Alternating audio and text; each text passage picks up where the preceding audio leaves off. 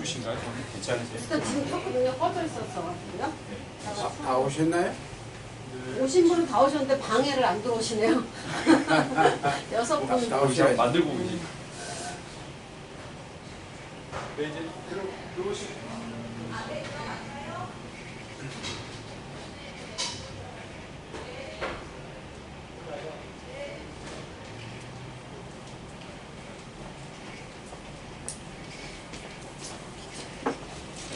네, 어서오세요. 네. 안녕하세요. 제가 저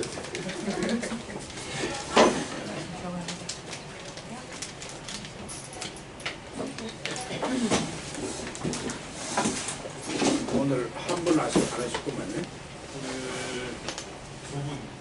두 분, 8분인데 오늘 아, 그래요. 김은호 집사님. 저 안에 계세요. 지금 김은호 집사님이 오고 계세요. 예, 어서오세요. 안녕하세요.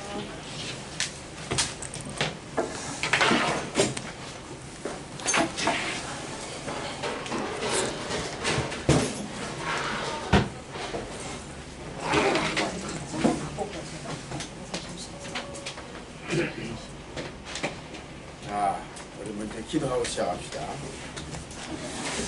하나님 아버지, 이곳에 주의 몸된 교회를 세우시고 하나님 나를 위하여 놀라운 일을 하게 하시길 진심으로 감사합니다.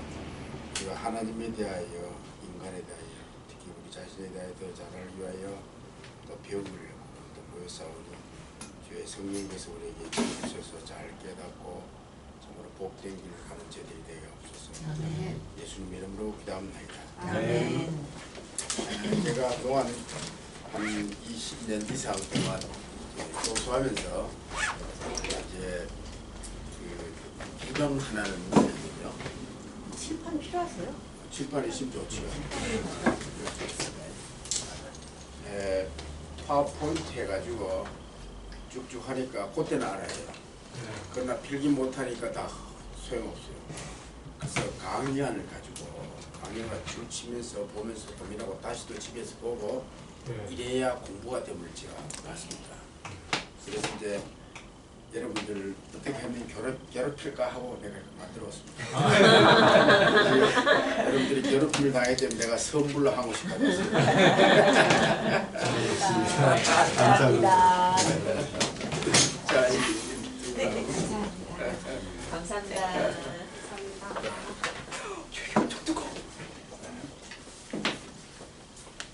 이게 이제 말하자면 2시간 강의해가지고 15주간 해야 되는 겁니다.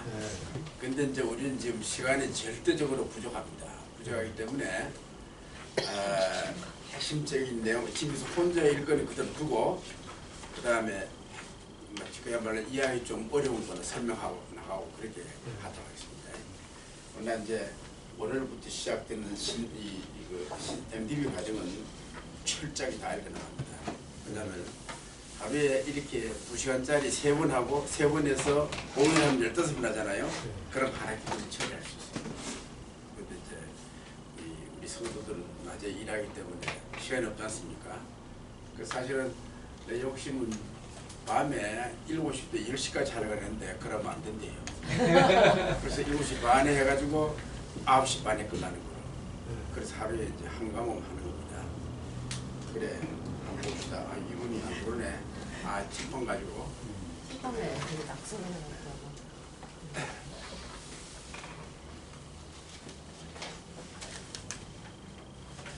우선에 이제 출석을 보겠습니다. 내가 다 적어놨잖아.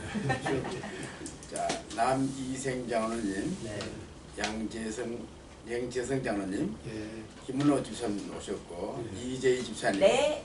장전티입니까? 네. 이름이 우리나라 이름이 아닌데? 네. 아, 장전티. 네, 나는새 장모님하고 두 분씩 계시고 아, 그래요? 다 네, 화교사예요. 그 다음에 민정관 권사님.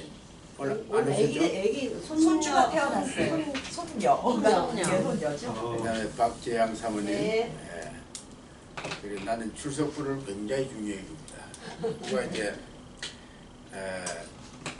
어느 학생을 추천하잖아요. 그럼 내가 반드시 옛날에 가졌던 출석부를 봅니다.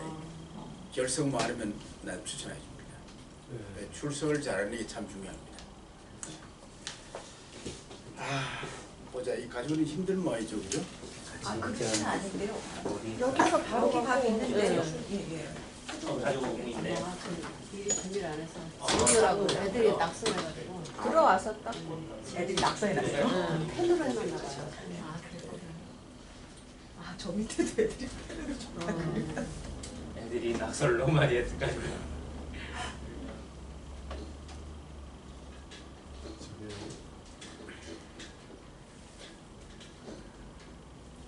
애들 많은 교회에 생길 수 있는 애들 없으면 우리 이제 하루 어렸을 때 하도 그랬더니 요즘 안 하잖아.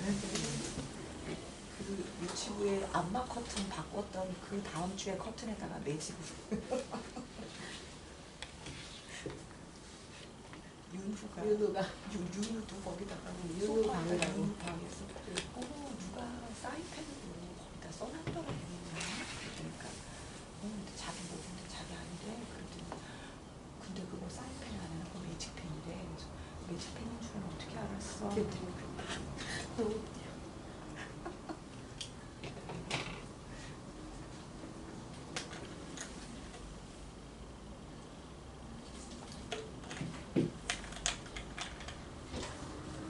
근데 여기로 여기도 좀 그래 가져오세요.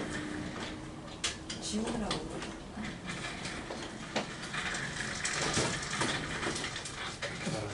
네. 아직 이게 안 닦였습니다. 됐습니다. 괜찮습니다. 예, 저번 주 그죠?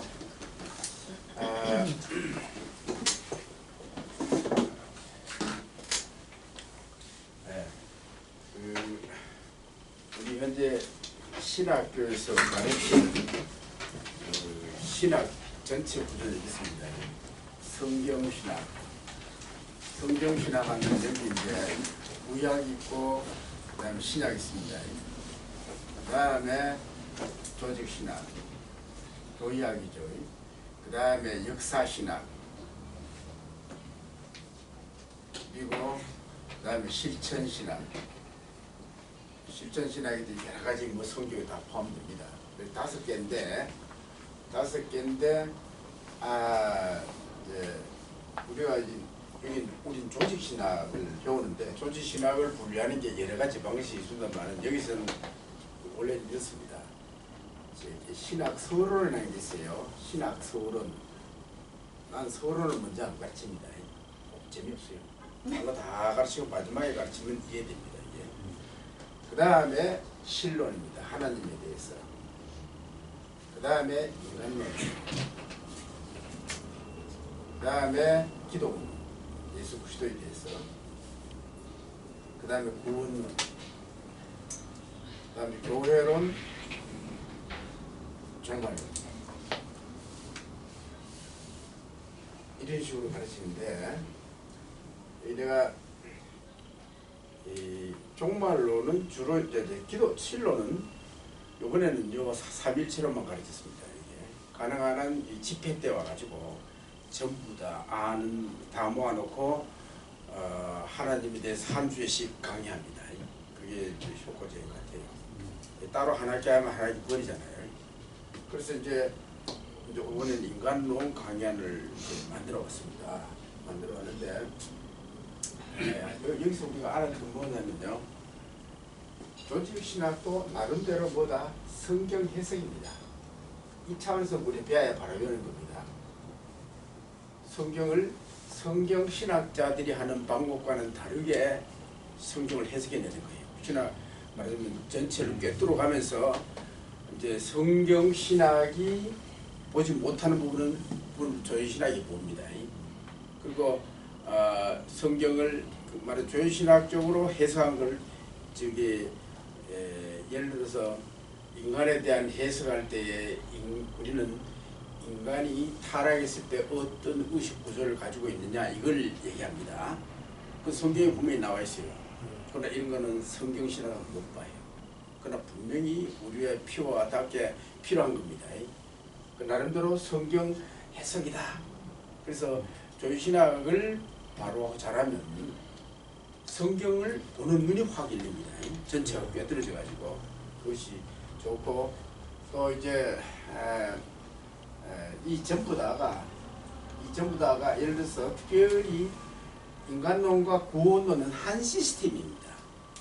말하자면 인간으로서는 뭘 따지냐면은 하나님이 창조하신 인간은 어떤 존재인가. 그다음 인간이 타락했잖아요. 인간이 어떻게 고장났는가. 범죄와 타락에 대해서 쫙 다룹니다. 그 다음에 이제 이 타락한 인간을 어떻게 고치는 방법은 뭐냐. 이것이 기독론에서 하는 겁니다. 예수님이 이어서 우리를 구원하는 방법을 만드신 거예요. 그 다음에 이걸 예수님이 만들어 놓은 거 그대로 두면 아무 소용 없습니다. 성령께서 그것을 내게 적용시켜야 돼요. 그게 바로 구원론입니다. 그럼 왜 구원하셨는가? 여러가지 성경이 여러가지를 말합니다. 가장 중요한 건 뭐냐면요, 예수 그리스도의 몸된 교회의 지체가 되기 위해서. 그게 가장 중요합니다. 왜 구원받았느냐? 예수 그리스도의 몸의 한 지체가 되기 위하여. 그리고 이제 종말론에서는 시간 개념을 다룹니다. 성경은 분명히 우리에게 처음 있고 나중에 있는 그런 시간 의식을, 개념을, 역사관을 가르칩니다. 근데 한국 사람들에게 지배하는 생활관이 뭐냐면 현실 중심적이에요. 현재 복받으면 끝나요. 미래 별로 안 내다봅니다. 이런 걸 성경을 통해서 이제 우리가 가르쳐야, 깨워야 나라도 미래에 대해서 관심을 가져야 되는데, 한국의 우파의 가장 약점이 뭐냐면요, 미래가 없습니다. 저끼리 해가 그 당시 잘 먹고 잘 살면 끝납니다. 좌파들은요, 그래도 잘못된 역사가지만 마크스의 그 미래의 미래의 공산주의 있지 않습니까? 그걸 내다보면 다 허성이지만 말이야, 나름대로 미래를 준비합니다. 미래를 준비해가지고 나름대로 온갖 이 작전을 만들어가지고 나라를 정복하고 이렇게 하는 겁니다, 사실. 그래서 우파가 가장 역사의식이 없습니다, 한국에서는요. 여러분 서구 한번 보세요. 서구 기독교 문화가 지나간 모든 교회는 역사심이 잘 됐습니다. 이 사람은요. 그 여행할 때도요, 약간 우리 교수님들 들어 한국에 모셨잖아요. 모시면 이분 사진 하나 찍어도 메모 딱 합니다. 언제 어디서 어디 찍었다 다 해가지고 나중에 기록이 다 남깁니다. 그저 가서 증명사진 찍고 오는 게 아니라 그게 이제 기독교 이제 문화에 영향을 받은 거라고 겁니다. 자, 그러면 우리가 이제 살펴봅시다. 여기 우선에 그 목차 한번 보세요. 1페이지에 서론은 그렇고 제1부 원시 인간의 상태입니다. 여러분 원식하면 기분 나쁘죠, 그죠? 이건 뭐냐면 타락 전 아담입니다. 말하자면 하나님이 인간을 창조하시는데 어떤 존재인가? 사실은요, 굉장히 아름답고 정말 하나님이 창조하신 인간의 멋진 존재입니다. 이걸 별로 안 가르쳤어요, 사실. 이걸 좀 가르쳐야 됩니다. 이 가르쳐야 나중에 타락 후와 비교하면요, 회개가 나와요. 원통에서 회개가 나온다고요. 그래서 이 문제를 다루고, 그 다음에 이쪽 보세요. 이제 아담의 범죄와 타락, 이게 아주 중요한 주제입니다, 그죠? 이걸 다루고 타락한 과정을 설명하는, 어떻게 타락했느냐, 죄가 뭐냐, 이걸 다룹니다. 제3부에서 뭐냐면 타락 후에 인간은 어떤 상태냐, 이걸 여기서 이제 다루고 그 다음에 4쪽에 보면 범죄에 대한 형벌에 대해서 다루고, 그 다음에 이제 이거로 끝난다면은 인간은 비극입니다. 소망을, 은혜 언약입니다. 하나님께서 우리에게 은혜를 주셨어요. 은혜 언약을 여기서 다루기도 하고 어떤 사람은 기독론에서 다루기도 합니다. 그래서 하나님은 우리에게 긍휼을 베푸셨다, 이걸 하는 거예요. 그리고 결론이 끝인데 간단하죠, 그죠? 자, 우리가 이제 7페이지 한번 봅시다. 보면서 줄침부지 여기서 서론적인 부분에서는 여러분들이 집에 가서 읽어봐도 되긴데요. 문제는 뭐냐면요, 우리가 하나의 인간으로서 인간이 뭐냐, 대충 얘가 먹고 살다가 죽는 거냐, 인간에 대해서 내가 왜 존재하느냐, 이건 철학적인 질문이죠, 그죠? 그런 면에서는 우리가 고민을 해야 됩니다. 특별히 이제 우리가 이제 기독교인으로서 우리가 염두에 둘 것은 뭐냐면 둘째 달라 보세요. 오토 베바. 난 저기 사람 이름, 학자 이름 나오면 동그라미 합니다. 이 동그라미 치세요. 동그라미. 오베버에 동그라미 하고, 이 사람이 인간이 부정할 수 없이 하나님 앞에 인간이란 사실은, 인간의 근원이 하나님이 피조물을 위한 하나님이라는 사실에 있다. 이것은 하나님 지식과 인간의 지식이 상호 연결되어 있다는 거예요. 그래서 이렇습니다. 우리가요, 하나님을 바로 알면요, 내 자신이 어떤 존재를 알게 되습니다. 그리고 내 자신을 알려고 노력하잖아요. 하나님을 찾지 않을 수가 없습니다. 그러니까 하나님을 아는 지식하고 인간 나 자신을 아는 지식하고 항상 같이 갑니다. 이게 따라 노는 게 아니고, 그런 면에서는 우리 장로교회는 강조합니다. 하여튼 뭐 그 밑에 이런 거는 뭐 별 어렵지 않게 넣고, 그 다음에 8쪽 한번 보세요. 다양한 인간에 대한 정의가 있습니다. 여러분 나름대로 인간은 무엇인가 나름대로 여러분 한번 정의 한번 내려보세요. 정의 한번 내려보시고, 여기에 다양한 견해들이 있거든요. 자, 이것도 이제 철학 그 개론 때 이런 질문 던집니다. 인간이란 무엇인가? 하나만 여러 가지 대답이 나오면 재밌습니다. 그래서 우리가 이제 크리스찬으로서 인간에 대한 어떤 정의는 우리는 알아야 된다는 거예요. 한마디로 말해서 인간은 개별 존재로 끝나지 않고 하나님은 인간을요 공동체로 창조하셨습니다. 그래서 아담과 그 가족입니다. 아담이 타락하지 않더라면요, 아담과 그 후손이 하나의 유기체입니다. 유기체. 그래서 내가 아프잖아요. 옆에서 다 아프게 돼 있어요. 그런 유기체인 관계를 갖고 있습니다. 근데 타락해서 이게 흩어져 버렸잖아요. 이걸 회복시킨 게 교회입니다. 그래서 우리 교회에 속한 모든 성도들은요, 영적으로 뿐만 아니라 실제로 이 생리적으로도요, 기도를 서로 많이 해주는 사람들은요, 어떤 사람이 괴로움을 당하면 마음이 아프게 되어 있습니다. 이런 관계, 아주 그 인간이라는 건요, 참 공동체 존재로서 이게 굉장히 중요합니다. 혼자 살 수 없습니다. 그렇죠, 그죠? 그런 면을 우리가 이제 여기서 한번 살펴보는 것입니다. 이걸 어떻게 가르칠 것인가? 3입니다. 3. 자, 여기 이제 아까 내가 목차에서 대학 얘기했습니다. 어떻게 가르치는가 내주지래요. 원시 상태 인간, 말하면 창조함을 받은 인간이 얼마나 멋지냐, 범죄를 어떻게 했는가, 이 범죄 과정을 우리가 좀 알아야 됩니다. 왜냐, 이것이 계속 우리한테도 계속돼요. 사실은 그걸 배워야 됩니다. 그리고 범죄한 후에 인간이 육신이 되었습니다. 죄를 범할 수밖에 없는 존재가 되어버렸어요. 여기서 그대로 두면 소모, 이건 지옥으로 갈 수밖에 없습니다. 이것을 차단해서 구원받는 정말로 행복한 인간으로 되는 길이 뭐냐, 이 문제 이제 고민하게 되는 것입니다. 자, 그래서 이제 여기 10쪽 한번 보세요. 여기 이제 제네바 신앙교육소 있지요. 하이델베르 신앙교육소 있지요. 그러니까 이게 뭐냐면, 여러분, 기독교가 만든 그 문헌 중에 가장 귀한 것이 뭐냐, 성경입니다. 두 번째는 뭐냐, 신조와 신앙고백이 있습니다. 그러니까 신조는 예를 들어서 우리가 사도신경 주일마다 그 고백하지 않습니까? 이 신조는 이게 사도신경 고백하는 게 의미가 뭐냐면 이겁니다. 내가 지금까지는 마귀 편에 섰습니다. 이제는 하나님 앞에 섭니다. 라는 고백입니다. 그 때문에 사실은 사도신경 고백할 때마다 하나님은 무한히 영광을 받으십니다. 우리가 신앙 고백이 그렇게 귀한 거예요.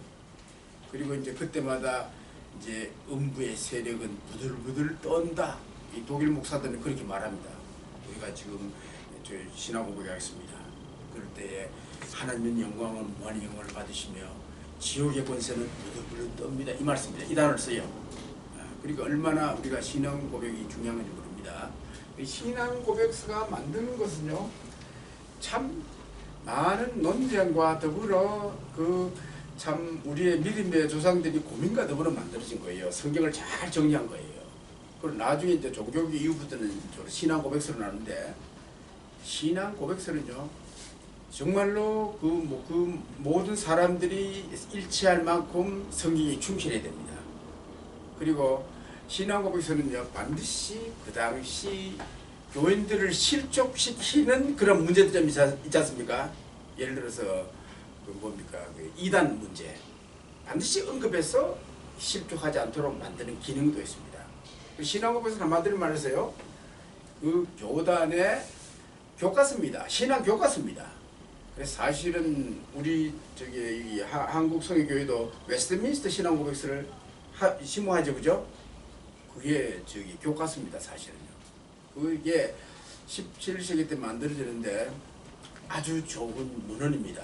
문헌인데 다만 17세기 만들어질 때면 21세기에 우리의 정황에 대해서는 다 답을 주지를 못해요. 그래서 개혁교회는 가는 데마다 다시 신앙 고백서를 만들지요. 그런데 어쨌든 우리가 가지고 있는 신앙 고백서가 아주 참 멋지게 잘 만들어졌다. 그래서 종교개혁을 정리한 겁니다. 그다음에 그것도 여러분들이 집에서 공부하면 좀 좋습니다. 여기에 이제 내가 이걸 그 저기 책 제목이 개혁교회 인간론이잖아요, 그죠? 개혁교회 인간론하고 인간으로서 우리는 누군가 했지 않습니까? 이제 그렇기 때문에 개혁교회의 신앙 고백서를 굉장히 중요하게 여깁니다. 이거 설명할 때 그런 문제를 우리가 참고해 두고 뭐 거기서 제네바는 어떻게 하느냐 그거는 이제 이 정도 하고 여러분들이 한번 읽어보면 이거는 뭐 서론 문제니까 이제 그대로 넘어갑니다. 그다음에 잘못된 인간과 인류의 비극이 있습니다. 인간을 잘못 이해해서 인간을 완전히 지옥으로 만든 인간이 있습니다. 그게 칼 막스예요. 칼 막스는 유대인인데 유대인은 분명히 성경을 읽었을 텐데 이제 말 유물사관과 잘못된 그 저기 역사관에 의해서 인류를 70년간 지금도 마찬가지지만 70년간 완전히 말하자면은 폐인으로 만들어 버렸습니다. 그래서 바른 인간론을 가지는 게 얼마나 중요한가를 우리가 여기서 배웁니다. 그리고 여기 여러분들 일단 보세요. 그 밑에 두 번째 줄 펠레기안주의 그거 줄 꺼놓으세요. 펠레기안하고 줄 꽂고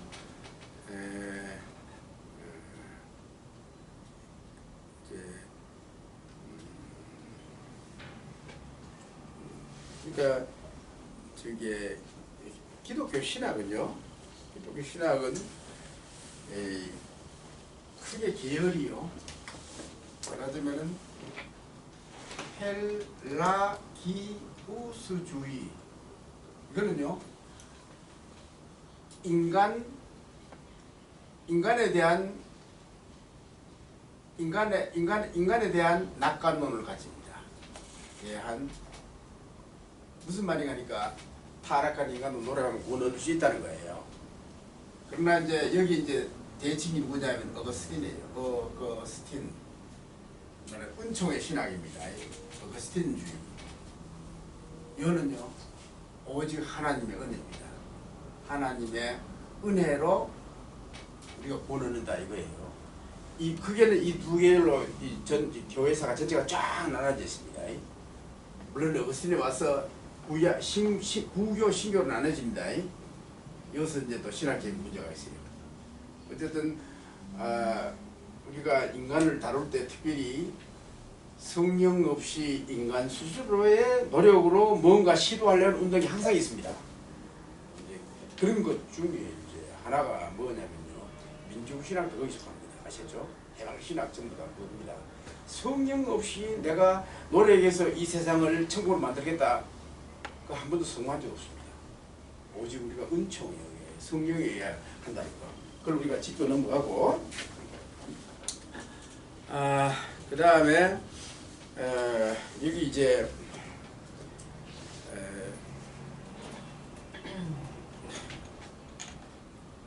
여기 이제 뭐 그럼 해놓고 문제 되는 게 뭐냐면요. 거기에 군주론자, 요거는 이제 우리가 신론에서 배웁니다. 요건 여기서는 언급하 나중에 그 배울 때 설명하겠어요. 아리스주의자, 이거는 예수님의 신성을 부인한 자입니다. 펠라기우스 이전에 펠라기우스자들 이렇게 말합니다. 이 사람들도 근본적으로 우리가 인간 자체를 어떤 면에서는 가는 스스로 노력만 하면 구원 얻는다 이렇게 주장한 사람들이에요. 그게 문제입니다. 그리고 이제 베레아파도 인간 한번 분석해 보니까 이 사람들도 상당히 인간론에 실패했습니다. 여러분 베레아파에 대해서 많이 들어봤습니까? 인간을 바로 이해하느냐 아니냐에 따라 신학이 성공하느냐 실패는 이거다 했습니다. 그래서 인간을 잘 이해한다는 걸 굉장히 중요합니다. 이 사람들은 이제 삼문서를 주장해요. 자, 여기 영, 혼, 몸 이렇게 주장합니다. 그 다음에 여기에 귀신이 어디 들어가느냐? 귀신이요? 여기에 혼에 들어갔다 나왔다 한다는 거예요. 혼에 들어갔다 나왔다 한다는 거예요. 그래서 혼을 지배한다고 이래 봅니다.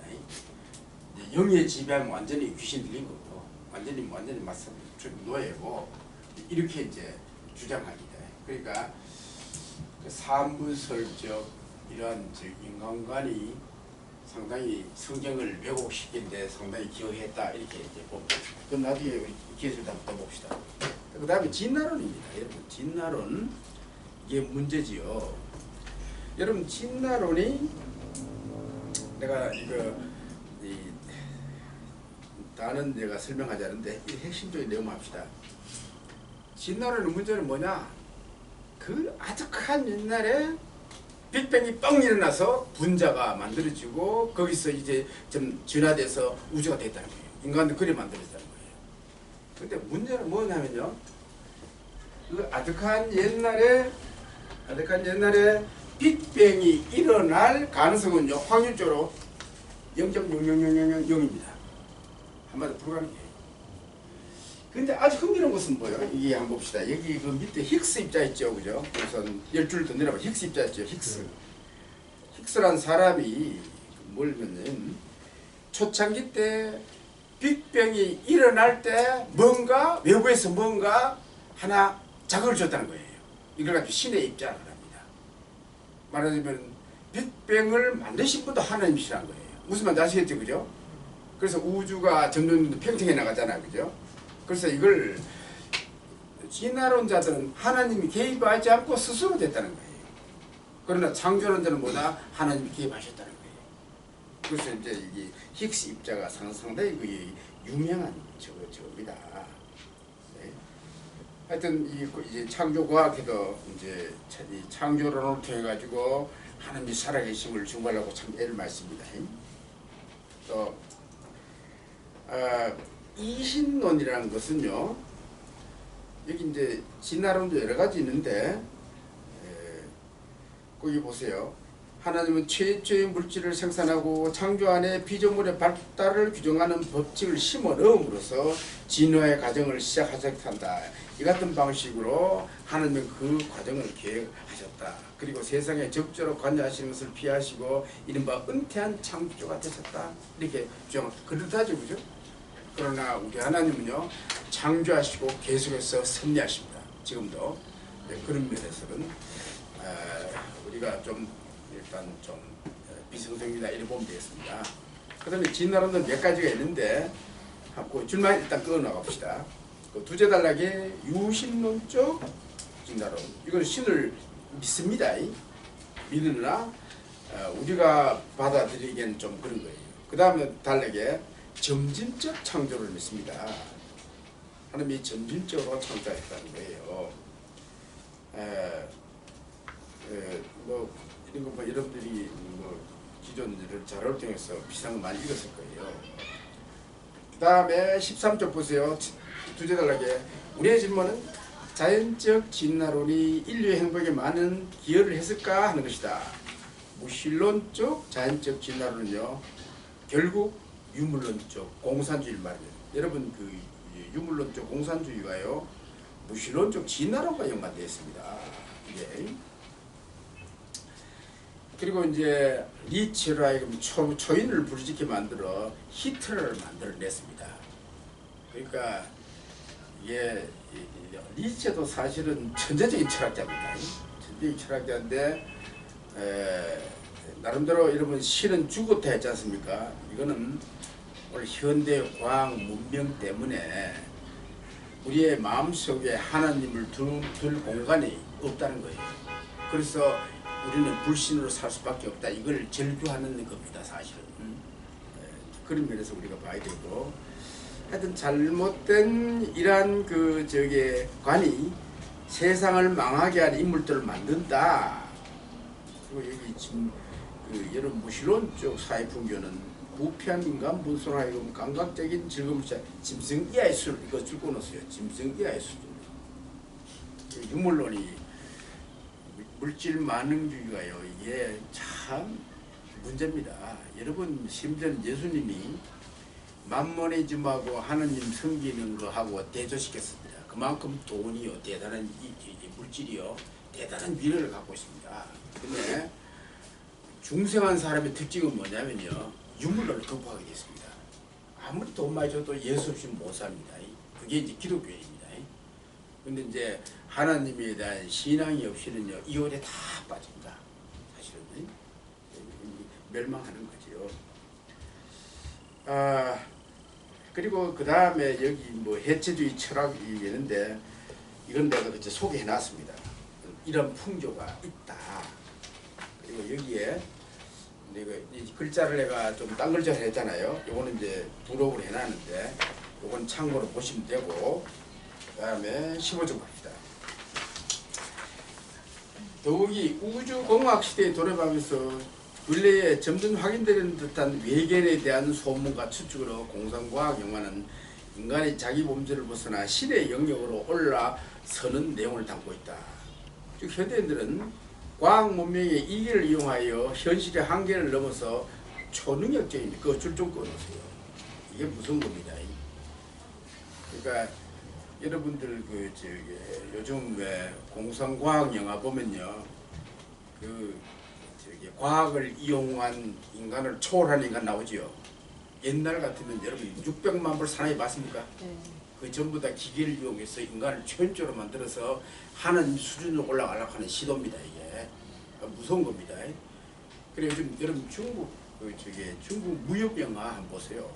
이건 도교 영향을 받아서 그런데 기 해가지고 사람 날아다니고 막 하지 않습니까? 이거 전부 다 현실을 초월하려는 신처럼 되려고 하는 아주 교만한 저겁니다.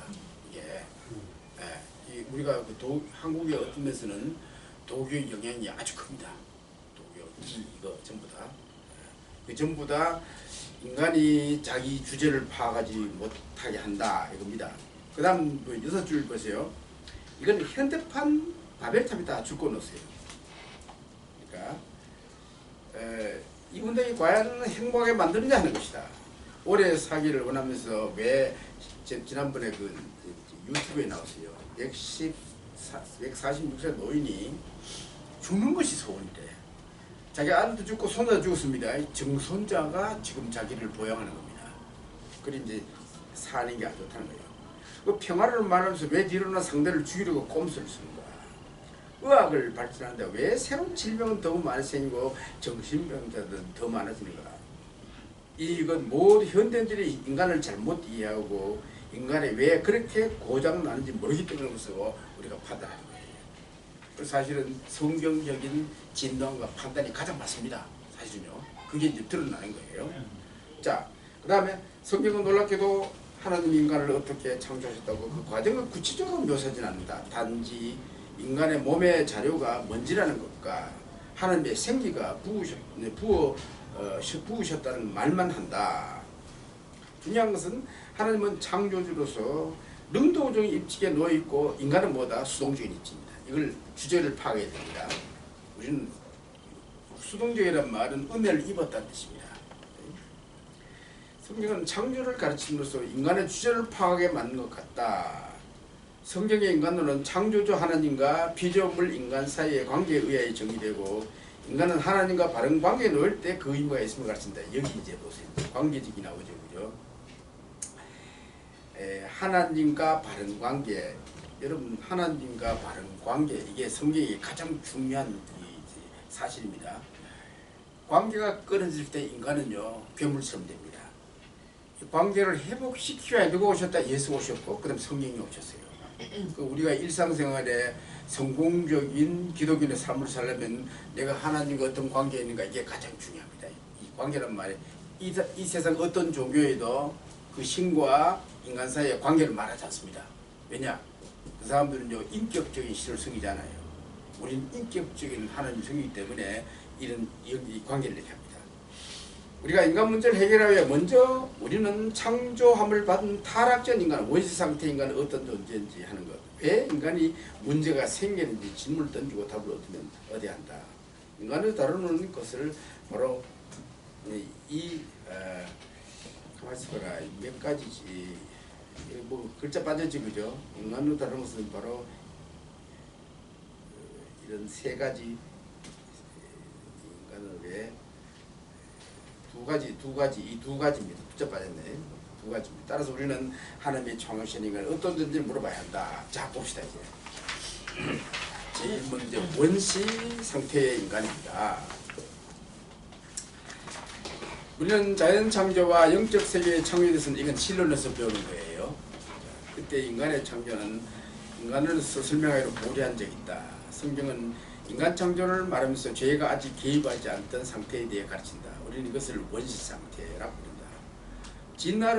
진나라를 물든 사람에게는요 원시하면 표현이 좀 미개하게 보이잖아요. 그러나 성경은 그렇지 않습니다. 정말 아름다운 상태 인간을 말합니다. 여기 이제 원 4개가 이게 중요합니다. 이게요 원 4개가 사실은요 성경 전체를 요약한 겁니다. 이걸 가지고 내가 설명해내요. 신학을 교신학을 다 설명합니다. 자 원시 상태에서 타락한 것이 유괴 상태입니다. 그게 지금 이 세상 사람들이에요. 여기서 유괴 상태에서 나오는 것이 구원이에요. 요게 바로 주안의, 우리는 지금 여기 있습니다. 우리는 주안의 상태에 있습니다. 아시겠죠? 그 다음에 주님께서 재림하시면 완전한 상태에 올라갑니다. 네. 그러니까 이 원 4개가 참 중요합니다. 자, 이것만 알고 자, 한 걸음씩 한 걸음씩 안락하면 돼요. 그래서 여기 창조 그림 밑에 보세요. 창조, 타락, 구속, 나이키 하세요. 나이키. 창조, 타락, 구속, 완성요. 요 4가지가 성경 전체를 요약하는 단어입니다. 요게 원이 바로 4개가 그걸 가르쳐줘요. 창조, 타락, 그 다음에 구속, 회복. 요게 이제 이 성경 전체의 뼈대다 이렇게 보면 됩니다. 사실 이게 각 패러다임입니다. 성경에서 가장 큰 패러다임이 이건데 놀랍게도 이 패러다임이 바꿔질 때마다 반드시 심판이 있습니다. 하나님 심판이 있어요. 그것도 우리가 앞으로 보겠습니다. 자 우선에 원시 상태에 대하여 우리가 나가기 전에 개혁교회 신앙고백서는 여기서 어떻게 말하는가 이게 문서가 참 중요하기 때문에 여러분들 집에 가서 반드시 한번 봐야 됩니다. 은혜스럽습니다. 아주. 자, 제2 헬베틱 고백서는 1561년에 만들어졌는데 헬베틱이란 말은요 스위스의 한 지역 이름입니다. 거기서 만들어진 거예요. 그 제1 고백서가 있고 제2 고백서가 있는데 제2 고백서가 굉장히 귀중한 자료입니다. 자, 여기 한번 보세요. 줄친 거 봅시다. 인간은 하나님의 모양과 형상대로 지음을 받았다. 그리고 모든 것들이 이 인간에게 복종하게 하셨다. 동물, 식물 모든 것 전부 다 그 인간에게 대단한 권세가 주어졌다는 거죠. 그리고 쭉 내려가서 불멸의 영혼, 그의 몸으로부터 분리될 때 잠자지도 않고 죽지도 않는 요소, 그리고 죽을 몸, 그러니까 영혼과 몸이라는 거죠. 그러니까 우리는 저기 인간의 요소를 2가지로 나눕니다. 물질적인 요소, 비물질 요소 2가지로 나눕니다. 3분설이 아닙니다. 우리는 2분설이에요. 그러니까 개혁파는 2가지 구성 요소로 되어 있다. 그리고 이제 하나님은 인간을 창조하시고 영원토록 생명 속에서 살도록 원래 장치하셨어요. 장치하셨는데 말하자면 탈례인 겁니다.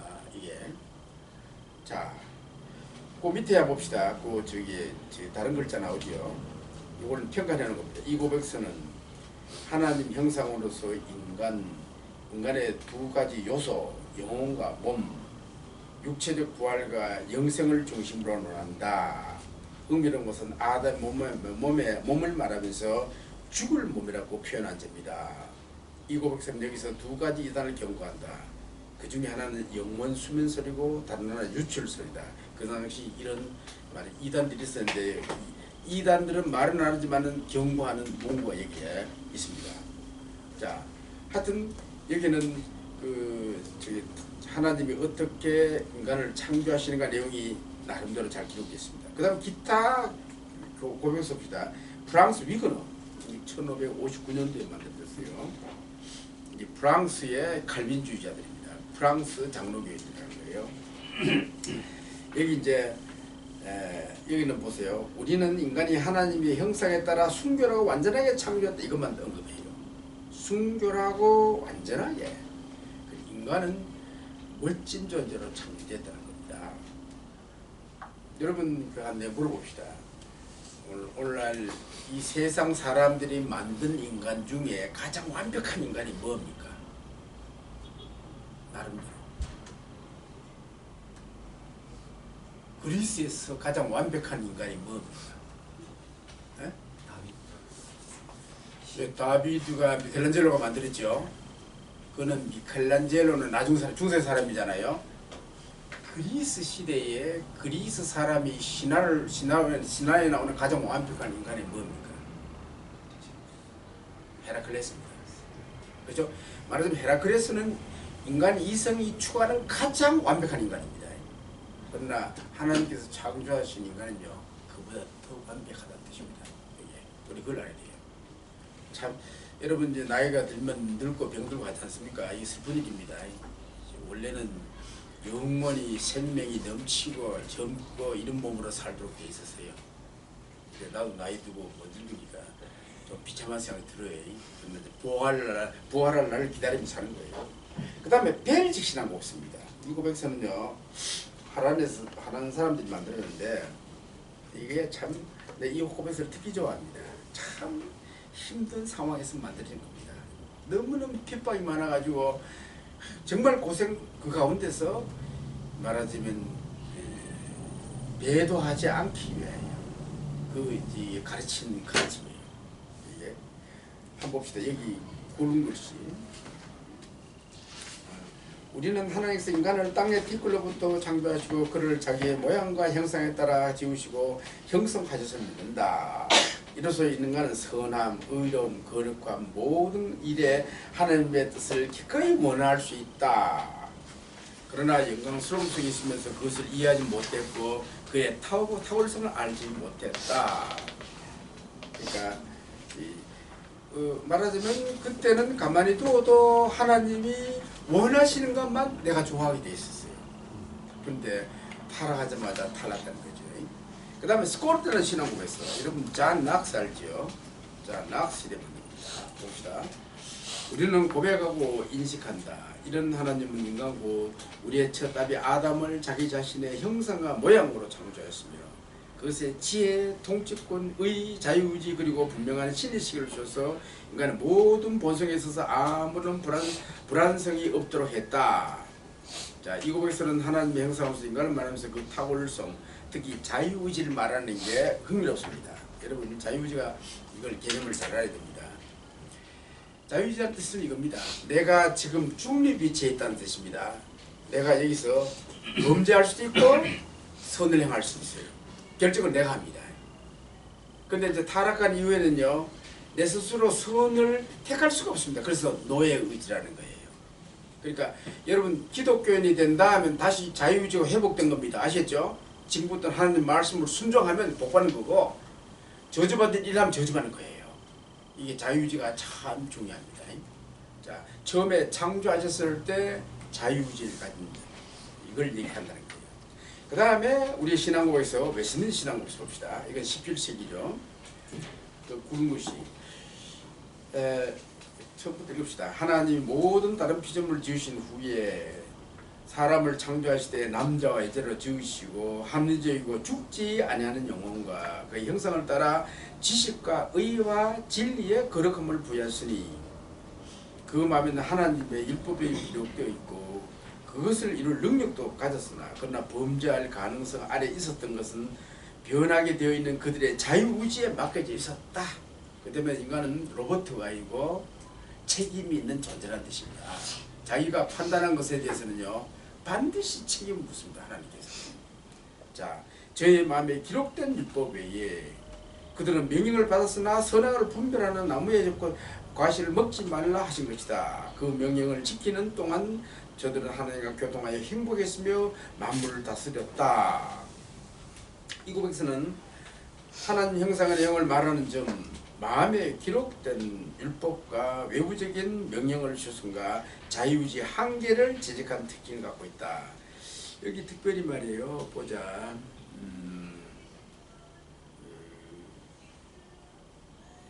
합리적이고 여기 그 지식과 의와 거룩함 있잖아요. 이게 하나님 형상의 내용입니다. 이것이 밖으로 비쳐나와야 인간으로서 역할을 다하는 겁니다. 이게 뭐냐면 하나님의 속성하고 같은 거예요. 인간은 원래 하나님의 속성을 밖으로 보여주는 기능을 합니다. 인간은 위대한 존재입니다. 사실은요. 예? 여러분 그 저기 나중에 어떤 얘기 나올 거예요. 입니다. 하나님이 인간을 창조하시고요. 사실은 에덴 동산에 하나님으로 만들어 놓은 겁니다. 아시죠? 그래서 짐승들이 아담을 보면 누구를 본다고? 하나님 보는 거예요. 근데 잘못 생각하다가 다 잃어버리지. 모든 거 다 잃어버렸습니다. 그럼 바보 천치가 됐어요. 그죠? 우리가 이런 오리를 우리도 지금도 변하고 있다는 거예요. 범하고 있다는 겁니다. 자, 됐고 위에 이제 정충정리합니다. 위의 내용을 종합하면 개혁교의 신앙에서는 인간은 하나님의 형상으로서 두 가지 요소로 구성되어 있다는 것과 신의식 능력이 부여되었으며 타락 전 인간은 자유의지가 있어서 판단을 하고 책임을 지는 존재인가. 그 마음속에 율법이 기록되어 있고 또 하나님의 속성을 반사하는 존재로 창조되었음을 말한다. 여기 이제 우리의 마음판에 하나님의 율법이요 기록됐단 말이 참 중요합니다. 이게 사실은 인간의 타락하기 전에는요 그 십계명 둘 돌판 다 기록되어 있었습니다. 아시죠? 그러면 하나님도 섬기고 근데 타락하고 이후에는요 타락한 이후에는 첫 돌판은 완전히 없어져 버리고 둘째 돌판만 있는 거예요. 그래서 가는 곳마다 둘째 돌판에 이 윤리는 다 있습니다. 부모용하라, 살인하지 말라, 가늠하지 말라, 독실하지 이거 다 있지 않습니까? 이거는 인간이기 때문에 있는 겁니다. 그러나 온전치는 못하죠. 그래서 일반 종교로서는 우리가 구원을 받을 수가 없다는 거죠. 여기 이 고백서에 특별히 우리 마음판에 하나님의 율법이 새겨져 있다는 걸 언급했다는 건요 아주 좋은 거예요. 자, 그 다음에 인간이란 무엇인가? 첫째는 인간은 창조함을 받은 인간입니다. 수동태죠. 자, 한번 봅시다. 19쪽에 창세기는 인간 창조를 한번 보세요. 여호와 하나님이 땅에 흙으로 사람을 지으시고 생기를 그 코에 부으시니 사람이 생명이 된지라고 증거한다. 표준 세번역과 제어는 이 생명을 생명체라고 했습니다. 사실 생명체가 맞아요. 우리도 좀 생명체입니다. 생명보다는 생명체가 맞는 것 같아요.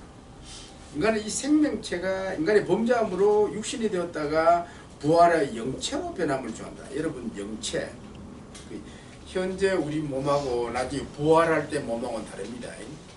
부활할 때 정말 영광스러운 겁니다. 여기 하나님이 인간을 창조하셨다는 사실은 인간이 기존 동물부터 진화된 것이 아님을 의미합니다. 그렇죠? 창조를 받았다는 것은 인간은 창조주 하나님에 대한 수동적인 입장에 놓여 있음을 의미한다. 성경은 이런 인간이 매우 위대한 존재임을 가르친다. 시편 기자는 하나님께서 창조하신 우주의 광대함과 위엄을 묵상하며 그것들이 인간에게 무슨 의미가 있는지를 질문한다. 그거 한번 보세요. 이 시편 구절이 참 은혜롭죠. 주의 손가락으로 만드신 주의 하늘과 주께서 베풀어 주신 달과 별을 내가 보니 사람이 무엇이기에 주께서 그를 생각하시며 인자가 무엇이기에 주께서 그를 돌아와 보셨나이까. 이것은 인간의 정체성에 대한 질문입니다. 이 정체성을 알기 위하여 하나님께서 창조하신 인간이 무엇인지 우리가 살펴봐야 됩니다. 여기 이제 만물 중에 인간의 위치입니다. 여러분 인간하면요 우주 만물 가운데 내 위치를 파악해야 됩니다. 우리는 이미 앞에서 실론 실론 강의가 또 있습니다. 무한히 광대한 우주 가운데 인간의 위치가 얼마나 보잘것없음을 보았다. 과학자들은 만일 우주 가운데 인간만이 피조물로서 존재한다면 우주 공간은 너무나 낭비적이라고 말하면서 외계인의 존재의 가능성을 언급하곤 한다.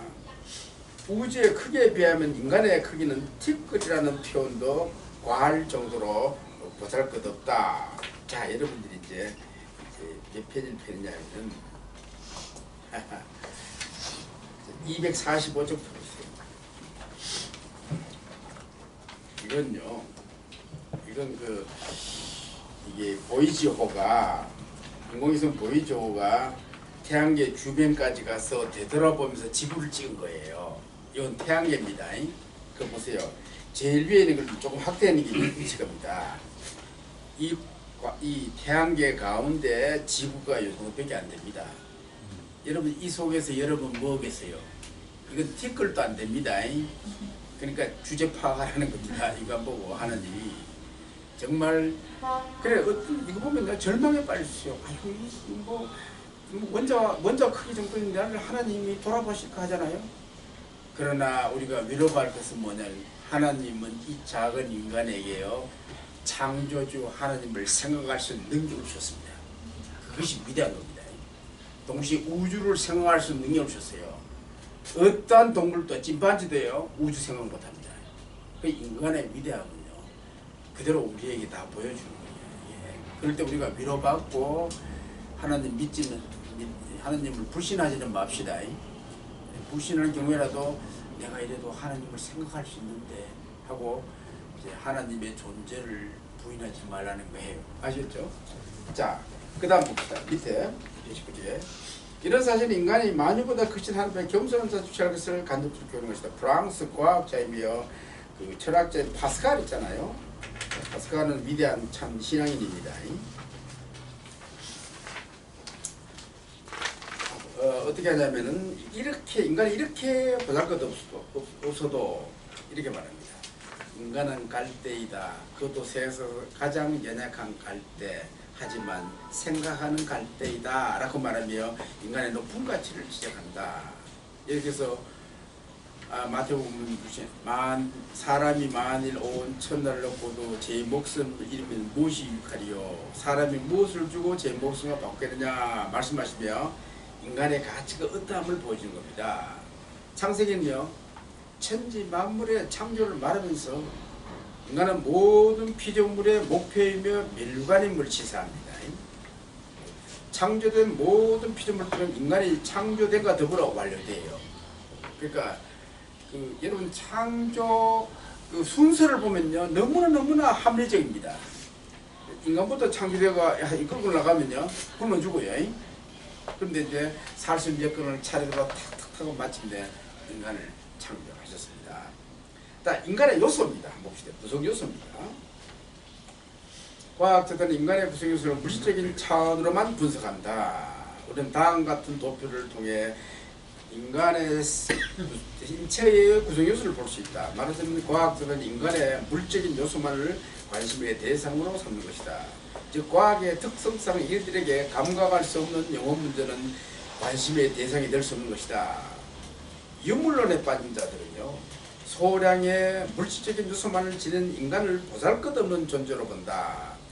나치스, 그 죽고 오는 유대인을 가스실을 내서 죽여 그것을 분해하여 여러가지 물건을 만들었다는 기록이 있는데 이들은 이미 물질만이 모든 것의 가치 기준이라는 유물론에 빠져 있었기 때문에 그렇습니다. 우선에 이제 이게 오른쪽 그림 보세요. 여기에 그림 보면은 산소가 0.66%, 그 다음에 그 앞에 보세요. 이게 나트륨 뭐 다 나오지 않습니까? 이게 많이 나오죠. 뭐 꿀도 나오고 탄소 뭐 저기 가만히 있어봐. 여기 이게 가요 그랬는데 이게 아마 산소 맞는 것 같아요. 그리고 요 밑에 지각, 요거는 인체를 이루는 거고 지각을 이루는 거 보세요. 지각도 산소 50% 규석이죠. 거의 우리 땅의 요소하고 사람의 그 구성에서 거의 비슷합니다. 그래서 흙으로 창조하셨단 말이 맞는 거예요. 이해되죠, 그죠? 예. 그래서 사실 이거 돈 몇 분 안 됩니다. 그 오른 왼쪽에 한번 보세요. 그게 인체는 산소, 탄소, 수소 뭐 쭉쭉 나오지 않습니까? 나오는데 여기 제 밑에 달라. 이것을 두고 1980년 미국 일리노이의 대학 해부학 교수 헨리 먼시는 인체를 화학 성분을 분석하여 순수 화학 물질의 가격으로 따졌을 때 인체 가격은 약 89센트, 1불도 안 됩니다. 90년대 1불 하면 지금 10불 한다 해도 그죠? 10불 한다 해도 뭐 만원백이 됩니까? 그리고 2017년도 환율을 했을 때 약 1,000원이 됩니다. 1,000원. 물론 이를 고지고대로 받아들인 사람은 거의 없다. 우리는 원소 너머의 존재라고 생각이 됩니다. 하지만 우리를 이루는 원소를 파악하는 것은 우리가 별의 아들이라는 사실관계 중에 별도예요. 특별합니다. 별의 아들. 이걸 내가 이거 저기 캡처해 왔는데 뭐가 빠진 것 같아요. 하여튼 그렇습니다. 자, 오른쪽 21절 믿어봅시다. 위에 두 가지 덮여서 인간의 요소와 다 비슷하다 그랬죠, 그죠? 산소가 가장 많다. 여기서 이제 우리가 질문 던져봐야 돼요. 그리고 우리 몸에 가장 중요한 게 뭔지 아십니까? 내가 옛날에 저기 어떤 그 의사가 질문을 던진 거 봤습니다. 여러분 우리 몸에 가장 중요한 것이 무엇인지 아십니까? 여러분 뭐 같아요? 네? 네. 산소래요, 산소. 산소를 옮기기 위해서 피가 있다는 거예요. 그래서 산소가 공기잖아요. 공기가 이게 성령이란 단어가 똑같습니다. 우리 영혼도 성령이 필요하지만 우리 몸도 성령이 필요한 거예요. 이 바람은 전부 다 성령과 관계합니다. 그렇죠, 그죠? 아주 흥미롭죠, 그죠? 네. 자, 하여튼 또 넘어갑시다. 자, 22쪽 봅시다. 그러나 인간의 구성요소를 말할 때 물적인 요소, 비물적인 요소 나눈다. 이런 점에서 비조색에서 인간만큼 신비한 존재는 없을 것이다. 그런데 더러는 인간의 비물질적인 요소를 다시 이 두 가지로 나눠 설명해야 된다. 이게 3문설, 2문설인데 봅시다. 먼저 2문설입니다. 줄 거 넣으세요. 사실요, 여러분 내가 여기서 말하는 건 이겁니다. 기존 여러 신학들이 성경을 해석하고 여러 가지 이론을 많이 만들어놨지 않습니까? 사실은 이 모든 이론도 계속해서 우리가 반추하면서 비판적으로 또 점검해야 돼요. 옛날 이론이 옳다고 판단한다. 이게 바로 나중에 독단에 빠지고 저됩니다. 신학은 계속해서 발전해야 됩니다. 뭘 기준으로 성경을 연구해서 기존 옛날에 예정론의 문제가 뭐다 하면 그걸 또 해가지고 가르치고 그래야 됩니다. 그래서 2분설, 3분설을 많이 나와도 2분설을 주장하는 사람들은 2분설이 절대적이다 말하면 또 쓰면 안 됩니다. 뭔가 여러분 모든 이론은요 둘을 칼로 뱉듯이 딱딱 해지는 게 아니에요. 서로 맞물려 있고 이런 겁니다. 그때는 여기서도 우리가 2분설, 3분설 하지만은 그러나 지금까지 신학이 이렇게 가르쳤다 뭐 이렇게 보면 됩니다. 자, 2분설다. 그 이거는 인간은 육체와 혹은 영으로 구성되었다고 한다. 즉 인간은 물질적인 요소와 비물질적인 요소 아까 얘기했죠, 그죠? 그 기사 봅시다. 여기 2장 7절에 보면요, 하나님 흙으로 사람을 주셔 생기를 포우주시니 생명이 된지라 되고, 그 다음에 전도서 시장 보니까요, 죽을 때 보면 압니다. 흙은 여전히 땅으로 돌아가고 영은 그것을 주신 하나님께 돌아간다잖아요. 이런 구절을 볼 때에 두 가지 물질적인 존재와 요소와 비물질 요소가 있다. 이 정도로 봅니다. 그러면 영과 혼은 동일한 것인가? 이제 이게 문제입니다. 여러분 성경에는요 인간 구성 요소를 얘기할 때는요 육체와 영 이렇게 말하기도 하고 육체와 영혼 이렇게 말하기도 합니다. 그러니까 이게 박석박입니다. 그 때문에 영혼, 혼, 몸 세 가지 뚜렷이 나누는다 이렇게 분명히 말하지는 않습니다. 그러나 우리 개혁파적인 장로교들은 뭐다? 일단 경우에 따라서는 몸과 혼이라는 말을 쓰고 혹은 몸과 영 이런 말을 씁니다. 그만 안 됩니다. 그 다음들에게 혼과 영은 동일한 것인가? 네, 그 말을 지금 방금 한 거예요. 육체의 영. 자, 이게 그런 내용이고, 자, 그 다음 단락 봅시다. 영이라는 단어는 인간의 영적 요소를 몸을 통제하는 생명과 행동의 원리로 볼 때 사는 반면에 혼은 생각하고 느끼고 소원하는 인간 속에 있는 인격적인 주체로서 어떤 경우는 특별히 애정의 자수로서 인간의 영적인 요소를 나타낸다. 그러니까 사용하는 경우가 다릅니다. 그래서 표현한 거예요. 대부분의 개혁파 신학에서는 이 문서를 지지합니다. 우리가 장로교는 그래요. 예. 그 다음에 3문서입니다. 이 견해는요 인간의 구성 요소가 몸, 혼, 영 세 부분으로 나눠 있다 보는 거예요. 자, 이 단어가 뭐냐면 이게는 트리 3이죠. 트리는 3입니다. 초토미 하면은 그 트리가 나왔죠, 그죠? 뒷분 토미 잘라 나누다 이 뜻입니다. 그 세교를 나누다 뜻입니다. 이 단어가 그죠? 그러면 왜 이 견해가 위험한가? 이게 이제 문제입니다. 여러분들 여기서 이제 이원론이란 말 나오죠. 나중에 설명하겠습니다. 이원은 일단 죽고 나요. 23쪽에.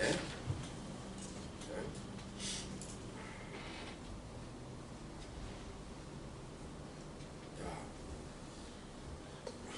가만 있어봐. 5분만 쉽시다. 머리 지날라 그랬대. 이걸 이제 여기서 설명 대항 듣고 여러분들이 다시 한번 쫙 읽어보세요. 그러면 이제 도움이 됩니다.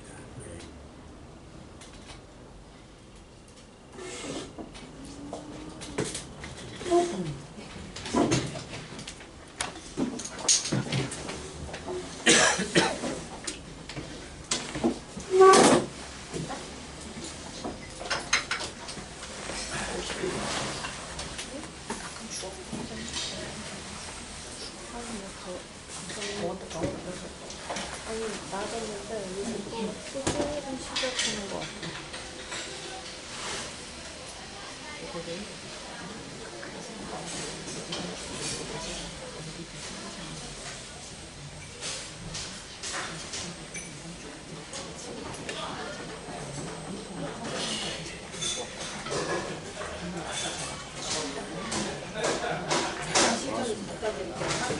따뜻한 걸로 가시고. 여기 저거 넣어놨던 거 조금씩 여기 세팅 치워버리지 말고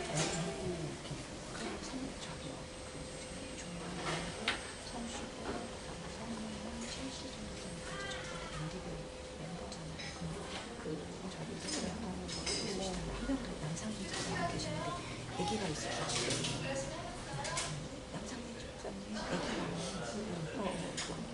그분도 여기 MD를 들어오셨어요.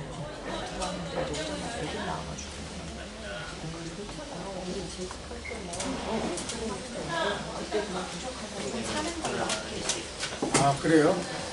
예, 이게 뭐 예. 거기요. 그래서 드세요. 하나 먹으세요.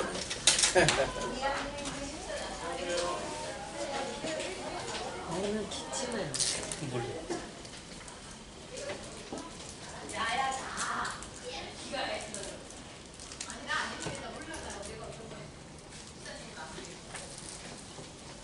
장모님 좋아하시는 달달이가 많아서 네? 장모님 좋아하시는 달달이가 많으니까 알겠는데 일단 확보를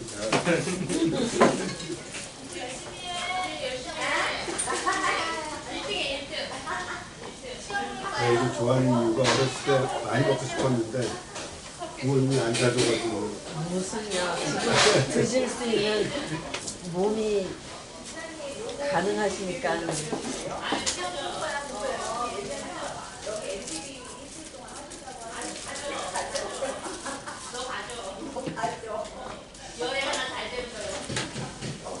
난장모는 못 먹잖아요.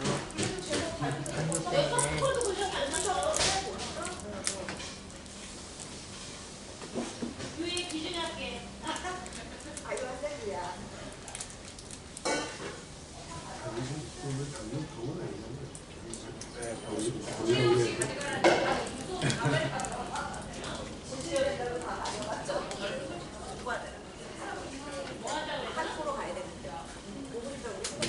그 조직 신학을 영어로 뭐라고 할까요? 시스템매틱. 시스테매틱. 그래서 중국말에서는 개통 신학이라고 하더라고요. 체계 개통. 처음에 조직신학 그래가지고 원놈이 자꾸 조직신이다. 근데 이게 체계를 잡는다는 제가 체계를 잡는다는 뜻에서 시작하니까 그래서 제가 이제 하여튼 그 총장님에 대한 이제 소개를 갖다 이제 예전에 듣고 그 신학교에서 시작하면 듣고 그럴 때 그 조직 신학을 이제 그 전공으로 하시고 조직신의 대가 그래서 이게 조직신이 뭔가 그 그랬었는데 이제 4년 조직신이 체계를 잡는다는 이게 그런 다 뜻인 것 흡수가 같아요. 돼야 되는데 이제. 그러니까 원래는 신학이요. 조직신학 틀렸습니다. 19세기부터 성경 신학이 나오고 이랬습니다. 원래 이걸 가지고 교의학이라고 했어요. 교의학. 교리를 전 요새 교리를 교리를 설명해주는 여러분도 웨스트민스터 신앙하면서 소열이 문답 알죠? 이게 바로 천수도 교리신학이죠. 되게 그 잘 배우면 말씀하신 것처럼 이 성경 이 체제가 되기 때문에 요번에도 이단이 안 돼요. 예 말씀드렸죠. 아침에 그런 말씀이 사실은 한 거는 지금 또 개별적으로 그렇죠. 은혜는 저 받을 수 완전히. 있어도 이게 사실 돌보는 같이 예. 교육이 열심히 오래 다니는 거고 좀 그랬어요. 제대로 안 배우면 야 너 구원 받았냐 이랬을 때 사실은 구원 받았다고 얘기하지 못하는 그런 경우가 저도 구원 받았냐 공방전으로 정말 위대를 받을 수 있는 그래서 이제 새해에 이들도 딱 성경을 말씀을 배웠기 드리면서 때문에 이런 시스템을 마련하지 않으면 한 번 더 돌아보게 하는구나. 말씀으로 우리가 새로워지지 근데 않으면 그 조직 신학하고 시스테매틱한 의미가 좀 다를 수도 있는데 그럼 한국 신학에서 조직이라는 말을 바꿀 의향은 없는 모양이죠. 사실 좀 틀리지 않나요? 약간은? 이게 워낙 오래돼서요. 오래되고 원래 지금도 교의학이란 도그마틱 이 말을 쓰는 데도 있습니다. 근데 그게 더 딱딱해요. 그건 조직도 기막혀요. 이제 누가 인기인지 모르겠는데 별 말이 안 들어요.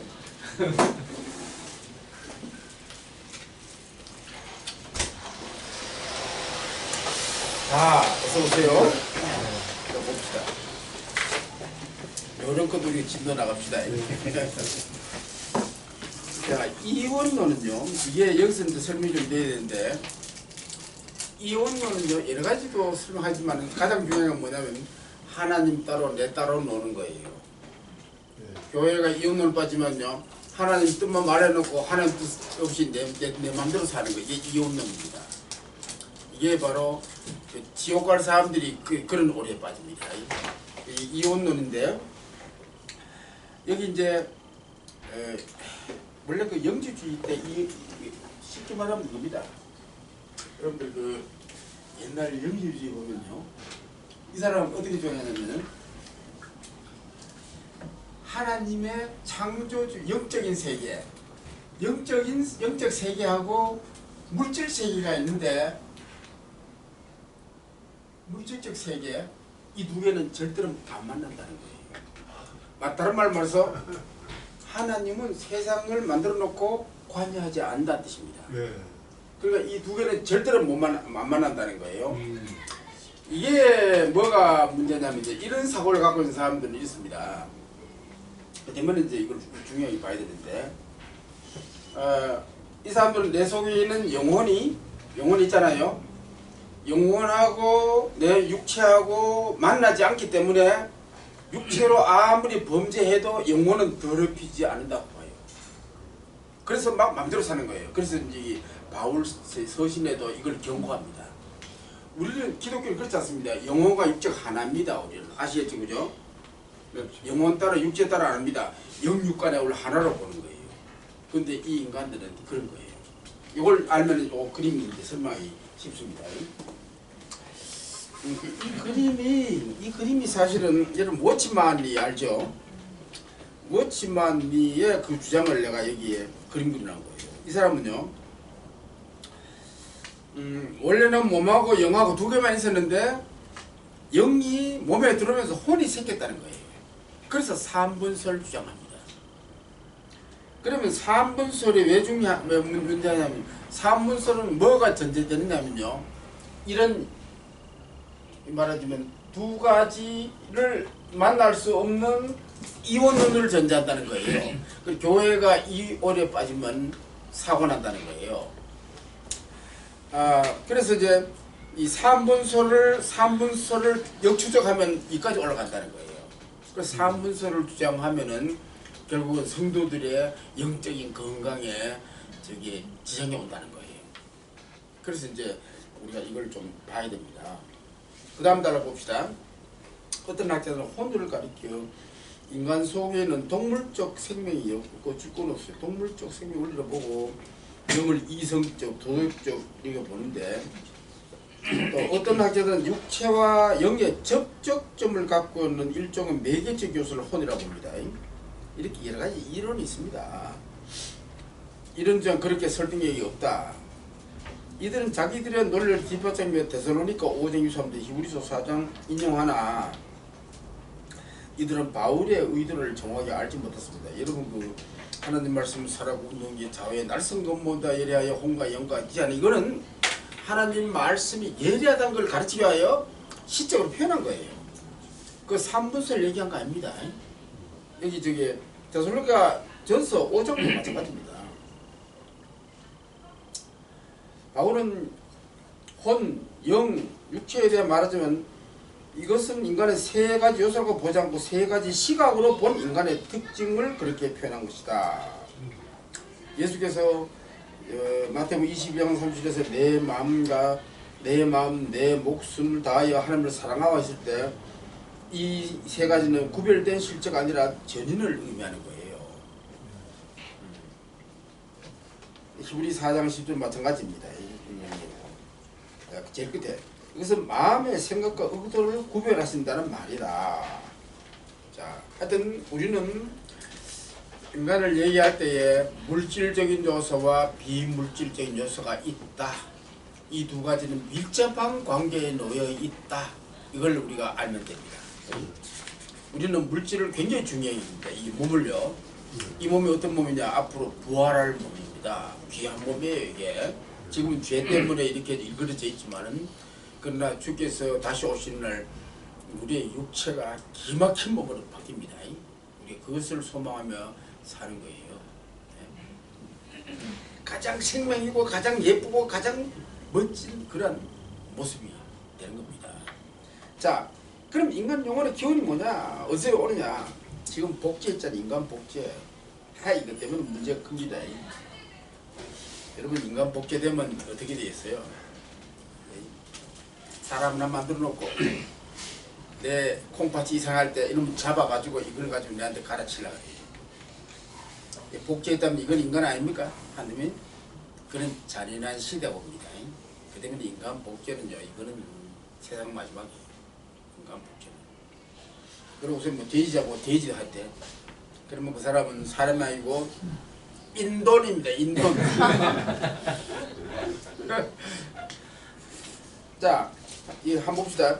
영혼의 유래된 다음 같은 몇 가지가 있다. 선제설. 이겨내면 사람의 영혼은 역사 이전의 상태에서 존재하는데 이전 상태에서 한 행위가 영혼이 지금 있는 상태를 결정하는, 그러니까 전생애가 지금을 결정한다는 거예요. 이 힌두교 환생설이 있죠, 그죠?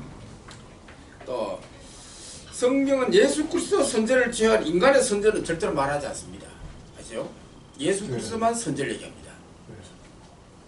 놀랍게도 여러분 지금요 세상도 그렇습니다. 많은 사람들이 환생설을 믿습니다. 환생설.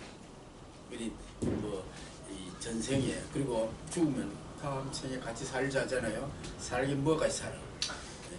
그런 식으로 뭐 밀어하는데 다 거짓이다. 그 다음 유전설입니다. 이 사람은 인간의 영혼은 생식에 의하여 몸과 더불어 번식한다는 것이다. 영혼은 부모에 의하여 자녀들에게 전달되도록 한다. 이들이 의지하는 성경 구조를 뒷받침하는 것은 다음과 같다. 하나님이 인간을 창조하신 다음에 창조의 사역을 중지했다는 것, 또 하와의 영혼을 창조했다는 말이 없다는 것, 후손들은 열조의 허리에 있었다는 것 등이다. 그리고 이들은 동물계를 보면 육체와 영혼이 부모로부터 자녀에게 전달된다는 점, 정신적 특징과 가정적 특징, 그것들의 육체에서 보다는 영혼에서 유전된다는 점, 그리고 도덕적 타락 혹은 죄의 유전은 그것이 육체의 문제보다는 영혼의 문제 등에서 논리적 근거를 찾는다.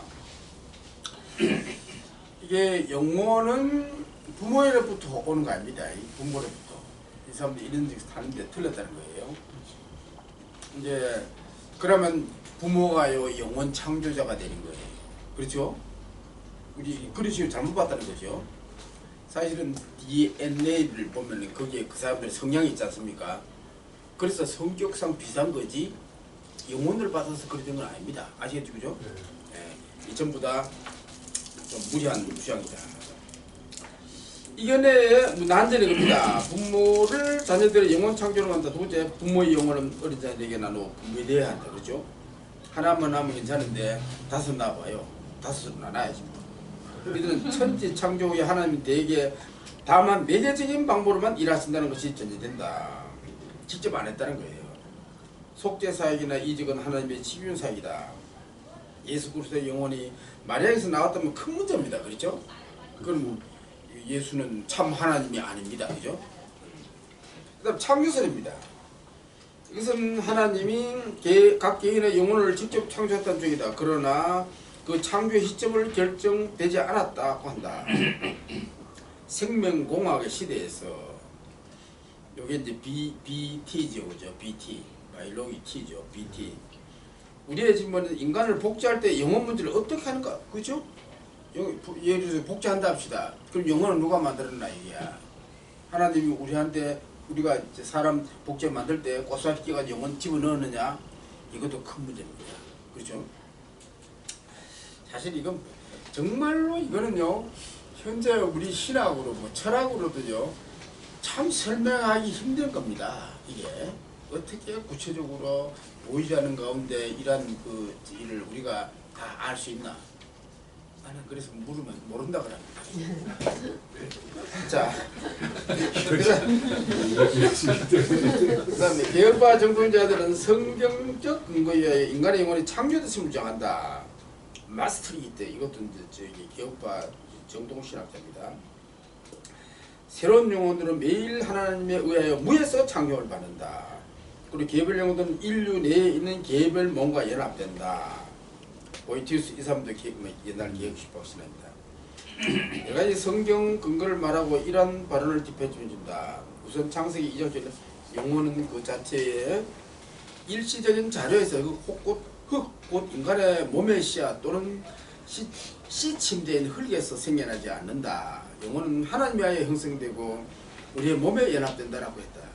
그리고 다음과 같은 구절 속에서 하나님이 영혼의 하나님의 창조를 보인다. 흙은 여전히 땅으로 돌아가고 아까 얘기했죠. 영은 하나님께 돌아간다. 그래서 우리의 육신의 아버지가 우리를 징계하여도 공개하거나 하물며 모든 영의 아버지라 하잖아요. 그죠? 그런 면에서는 창조를 맞다는 거예요. 그 다음에 이스라엘에 관한 여호와의 경고의 말씀입니다. 여호와 곧 하늘을 펴시며 땅에 틀을 세우시며 한 사람 안에 심령을 찍으시니, 그죠? 하나님이 하신다는 거죠. 이게 하늘을 펴신다는 이 말이 참 흥미롭습니다. 지금 우주가 팽창해 가잖아요. 바로 이걸 다른 어떤 경우도 말 못합니다. 성경이 이걸 우리에게 말해주시고요. 자, 마스트리츠는 히브리서 12장 그거예요. 예수 그리스도의 영혼도 유전에 의한 것이 아니라 창조되심을 지적한다. 그 말 맞습니다. 예수님과 영혼과 육체도요 반드시 저게 휘종 우리와 똑같은 인간입니다. 동시에 그분은 하나님이세요. 이게 다릅니다. 주님의 영혼이 사람의 영혼이 아니라면요, 주님은 사람이 아니고 괴물입니다. 괴물 아시겠죠? 우리 주님은 100% 하나님이시고 100% 인간이에요. 네. 자, 본래 이것도 정통주의자입니다. 이와 비슷한 주장한다. 영혼이 하나님에 의하여 무에서 창조되어 인간 속으로 불어넣어졌다. 이건 북한 우수에도 볼 수 있다. 이따 정통주의자입니다. 이 창조는 앞에 다른 두 개보다는 성경식이다. 성경은 인간의 육체와 영혼의 기운이 다름을 말하기 때문이다. 그런데 인간이 인간을 복제하는 경우, 이게 이제 아까 질문 우리가 질문한 들에게 문제입니다. 그 영혼 누가 창조하는가 하는 심각한 문제에 봉착하게 된다. 아직까지 이게 이제 윤리적으로 아직 거론이 제대로 설명되지 않았습니다. 아마 설명 못할 거예요. 만일 하나님이 창조하다고 말하는 경우 하나님은 인간의 행동에 예속된다는 의혹을 면할 수 없을 것이다. 이 복제가 이루어질 때 만일 영혼이 창조를 받지 않는다면 이것은 인간이 될 수 없고 하나님의 별종의 생명체 내지 짐승으로 볼 수 있을 것이다. 네? 자, 그 다음에 영혼의 구조와 기능입니다. 이게 참 중요한데 유감스럽게도 골치 아픕니다. 이게 골치 아픈데 왜 이런 거 설명하겠어요. 이게 왜 중요하냐면요, 인간이 범죄하고 안 하고 인간의 의식 구조, 어떤 면에서는 심리학이에요. 심리학. 여러분 신학은 심리학입니다. 이게 인간 속에서 이루어지는 걸, 그걸 설명하기 때문에 조금 어렵더라도 그런데 쉽게 내가 설명할 테니까 한번 봅시다. 인간의 구성 요소만큼 중요한 게 인간의 마음의 구성 요소입니다. 그거 줄 뻔했어요. 성경은 인간 하나님의 말씀을 순종하느냐 아니냐를 중요한 가지자리입니다. 이게 가장 중요합니다. 성경에서 가장 중요한 단어 중에 하나가요, 순종입니다. 순종. 이게 가장 중요하게 보입니다. 인간의 이런 행동은 결국 영혼의 기능에 좌우되는 겁니다. 영혼의 기능을 줄고 놓으세요. 인간의 모든 행위는 인간의 사고방식 내지 영혼의 기과의 작동에 따라 그 결과가 결정되기 때문이다. 따라서 인간의 영혼은 구조와 기능을 파악하려는 성공적인 순종을 위해 필수인 것이다. 그런데 성경은 심리학 교과서는 아니기 때문에 영혼의 기능과 연관하여 철학과 심리학이 사용하는 용어를 많이 사용하지 않습니다. 가장 흔하게 사용되는 용어는 영, 혼, 마음, 이성입니다. 근데 여기 누습, 이성이 있죠. 우리는 이제 철학적으로 이성인데 사실 성경에는 이걸 마음으로부터 번역해 놨어요. 네. 자, 그 다음 그 밑에 예수께서는 마음이 선이나 악을 생산하는 공장과 그거 줄 뻔했어요. 선이나 악을 생산하는 공장이, 여러분 여기서 이제 인간이 타락할 때요, 인간의 마음 공장이 고장나 버렸습니다. 이게 이해는 가장 맞습니다. 고장났기 때문에 뭐한다? 악을 행하고 죄를 범하는 거예요. 그러니까 이 고장난 걸 다시 고치시기 위하여 예수님 오셨다, 이렇게 보면 됩니다. 고장. 자, 한번 봅시다. 독사의 자식들아, 이게 개새끼보다 더한 겁니다. 주님도 욕 잘하셨어요. 자, 선한 사람은 그 쌓은 선에서 선을 행하고 악한 사람은 그 쌓은 악에서 악을 내느니라. 이와 관계된 내용은 마태복음 15장에 나온다. 자, 마음에서는 모든 입에서 나오는 것들은 마음에서 나오니 이것이 사람을 더럽게 한다. 마음에서 나오는 것은 악한 생각과 마음과 간음과 등등 나오지 않습니까? 그죠? 그 때문에 공장을 바로 수선해 놓으면은 사람이 좋다는 겁니다. 예. 내가 일부러 그림 그리시 내가 설명하는 거예요. 예. 자, 여기 마음은 인격의 주체가 아니고 인격이 기관이지 도구입니다. 자, 인격이 주체죠, 그죠? 도구입니다. 마음. 성경은 또 하나의 단어를 사용하는데 인간의 심년사로 쓰면 이것은 누수이다. 개정경은 이것을 마음 또는 뜻으로 번역했다. 다른 번역은 이 단어가 생각, 이성으로 번역되어 있다. 이 단어는 사고의 기반으로 마음을 나타낼 수 있고 들어는 판단의 주체. 거기 한번 보세요. 사고의 기관 주권으로서요. 생각하는 기관입니다. 그 다음 들어는 판단의 주체입니다. 이게 판단의 주체란 말이 중요합니다. 이것이 인격이라는 뜻입니다. 판단의 주체. 짐승에게는 판단의 주체가 없습니다. 그건 본능에 의하여 따라해요. 매우 흥미롭고 칼빈요. 칼빈 동그라미하고 창조함을 한 인간을 다루면 이 문제를 상당히 자세히 언급했습니다. 그러니 칼빈이 참 위대해요. 말하자면 인간이 범죄하고 순종할 때 그 인간의 의식 구조가 어떤 식으로 기능하느냐 여기 대해서 관심 받는 겁니다. 그죠? 예. 자, 칼빈은 성경인가요? 영혼은 형체가 없는 실체에 물적하고, 자, 형체가 없는 실체, 영혼과 우리 몸 사이의 관계 주권으로서 설명한다.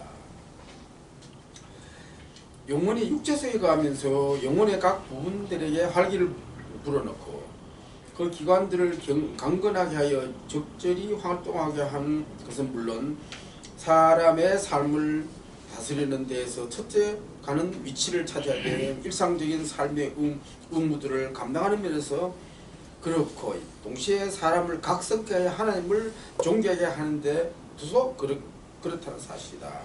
이 그림을 표시하면 있습니다. 영혼이 안에 있는 영혼을 표현하고 겉에 있는 걸 몸을 했습니다. 영혼이 우리 몸 전체에 영향을 끼친다. 이건 알았다는 거예요. 영혼이 갈비는 이성의 존재를 영혼이 하늘의 생명을 사모하는 것으로 확인되고, 자, 이성의 존재 주고로서요. 인간이 하나님을 사모하잖아. 사모한다는 말은요, 생각한다는 거거든요. 판단하고 이성이 있다는 거예요. 이성. 그래서 영혼의 구조 먼저 오간을 얘기합니다. 오간 여기 그 밑에 그림 보면 안에로 들어오는 사살부 5개 있잖아요. 이걸 내가 그림으로 그렸어요. 안 그러면 무슨 말은 모릅니다. 내 그 교육학에서는 도식을 하여튼 많이 그립니다. 도식 안 그리면 재미도 없고 이해도 안 되고 그래요. 이 그림 그리시 해가지고 이해해야 빠릅니다. 자, 이게 큰 원이잖아요. 큰 원이 마음이라면은 밖에서 오간에서 이제 여러 가지 대상들이 안으로 들어오잖아요. 그죠? 대상들이 들어오면은 상상이 있어서 상상 나이키아스의 상상, 세대적으로 상상이 있죠. 이게 대상을 분별합니다. 점선 꺼놓으세요. 분별해요. 점선 꺼놓으세요. 그 다음에 보편적인 판단하는 이성이 있죠. 이성 나이키아스예요. 이게 뭐냐? 보편적인 판단, 점선 꺼놓으세요. 그리고 오성이 있어요. 오성 나이키아스예요. 이성이 산만하게 이리저리 생각한 것을 집요 고요하게 관조하며 바라본다. 요 기능을 한다는 거예요. 이게 있다는 걸 말한 거예요. 그럼 칼빈이 말하는 게 과연 이게 맞느냐? 지금으로 말하면 약간은 좀 어수선한데 그 당시에 이걸 얘기했다는 건요 대단한 발전입니다. 이게 이미 벌써 로마 시대에 시세로 알지? 시세로 철학자면서 정치가 이 사람이 벌써 이런 단어를 많이 사용했어요. 그러니까 이 심리, 이성 이런 용어를 많이 사용했습니다. 자, 하여튼 이 그림 그려놨으니까 요 안에 들어온 게 대상이죠. 대상이고 왜 저게 그림대 그려놨죠, 그죠? 하여튼 내가 마음대로 그려놨습니다. 대상인데 대상이 들어오면은 여기에 상상이 뭘 한다고요? 분별합니다. 이성이 뭐 합니까? 그다음 이게 판단하죠, 그죠? 오성이 뭐 한다? 바라본다, 관조하고 바라본다 그랬잖아요. 근데 사실은 지금 현대 철학, 칸트 이후에 현대 철학에서는요, 오성을 어떻게 보느냐면요, 오성은 인간의 인식기관 전체를 봅니다. 인식기관 전체, 이게 뭐냐면 이성, 감성, 그 다음에 의지 이 세 개를 합해서 이제 우리가 인식하잖아, 그죠? 이 전체를 오성하는데 칼빈은 그때는 그렇게 하지 않고 이 정도만 했습니다.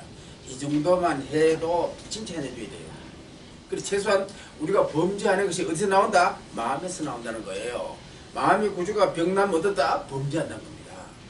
그러면서는 참 종교 기업자로서의 참 중요한 기능을 하는 겁니다. 내가 너무 어려운 말 합니까? 이해되죠, 그죠? 여러분 다 수준이 높습니다. 자, 어려운 말 할 수 있는 게 아니라 어려운 걸 얘기하시는 분 같은데. 그 다음 그림 밑에 봅시다. 갈비는 영혼의 세 가지 인식 기능을 오성 인식 상상으로 본다. 그거 나이키 해내세요. 이 세 가지는 세 가지 욕구와 상응한다. 첫째 욕구는 뭐다? 의지. 의지 줄 거고. 오성과 의성이 제시하는, 그러니까 이 욕구는, 첫째 욕구는 의지인데 오성과 이성이 지시하는 곳으로 나간다는 거예요. 첫째 욕구는. 그 다음에 지시를 잘해야 된다는 거죠. 둘째 욕구는 뭐다? 분노입니다. 분노. 이성과 상상이 제시하는 것을 사로잡으며, 셋째는 정욕인데 상상과 감각기관이 제시하는 바를 붙잡는다고 한다. 근데 이 갈비는 저 성경 주석이 때문에 좀 힘들죠, 그죠? 그러나 이제 이런 거 있다는 건 말이 돼요. 나중에 이제 보면 또 이해합니다. 그러니까 이 갈비는 성경 주석하기 때문에 사실 주석을 굉장히 잘했죠. 그 때문에 이런 마음 구조에 대해서 나름대로 설명했습니다. 사실은요. 근데 그렇다고 해서 갈빈이란 건 다 아면 옳다 하면 됩니다. 갈빈도 현대적으로 눈으로 보면 빈틈이 딱 이렇게 보고 비판을 해야 건전한 신학이 또 나옵니다. 자, 상상과 감각에 제시하는 바를 붙잡는다. 미어 내용을 도시로 표현하는 미어 그림과 같다. 그런데 여기에는 이성, 오성, 상상, 의지, 오감, 정교 사이의 유기적 관계, 그 유기적 관계 중요합니다. 원래는 이와 같은 우리 마음에 여러 가지 기관이 있으면 이제 기관이 서로 별따로 작동하는 게 아니라 서로 연결돼가 작동합니다. 그래서 칼빈 시대는 아직까지 이걸 그런 식으로 설명을 하지 않았어요. 그러나 최소한 인간의 마음 속에 이러이러한 말하자면 관계가 있고 기능이 있다는 것을 말했다는 것은 참 잘했다. 이렇게 이제 보는 거죠. 자, 그리고 칼빈은 영혼의 활동을 감각, 오성, 욕망 이 세 가지로 보는 것을 거부하지는 않는다. 여기 이제 그 다음 여기 아까 지금 설명한 게 이 그림입니다. 보세요. 그림 보이 나죠, 그죠? 자, 이성하고 상상하거나 분노가 생기잖아요, 그죠? 이성하고 감각해서 이제 정욕이지, 정욕이 나오죠, 그죠? 이성, 오성의 의지가 나가잖아요. 그러니까 의지가 바른 방향으로 나가야 되는데 어떻게 해서 바른 방향으로 나가지 않느냐, 인간의 문제입니다, 이게. 그걸 이제 우리가 또 나중에 또 설명해 봅니다. 하여튼 여기서는 인간의 마음 구조에 이러한 기능이 있고 그 다음에 어떤 결과를 이게 자아낸다는 것만 알면 자, 여기서 오성이라는 게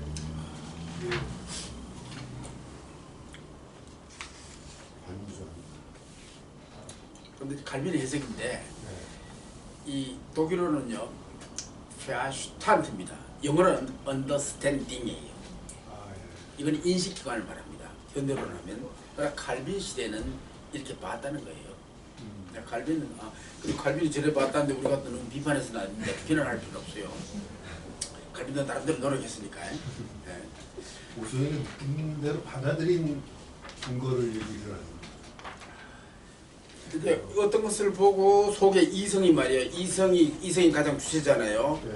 관찰하는데 이성이 판단할 때에 영향을 끼치는 게 감성입니다. 네.